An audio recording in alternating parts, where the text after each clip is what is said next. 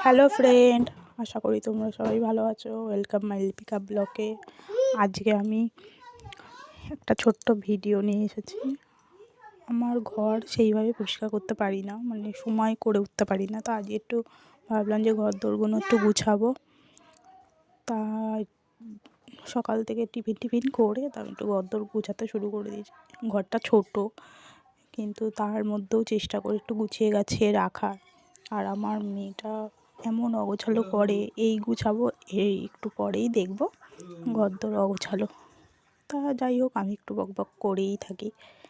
তা যাই, ছোট মানুষ, ও তো করবেই, আমরাও একটা সময় করেছি। তা দেখো, আমি শোকেস এত ধুলো পড়ে, যেহেতু ওপর থেকে নোংরা না, ধুলো ভরে যায়। তা এখন মুছছি, একটু পরে দেখবো ধুলোয় আবার ভরে গেছে।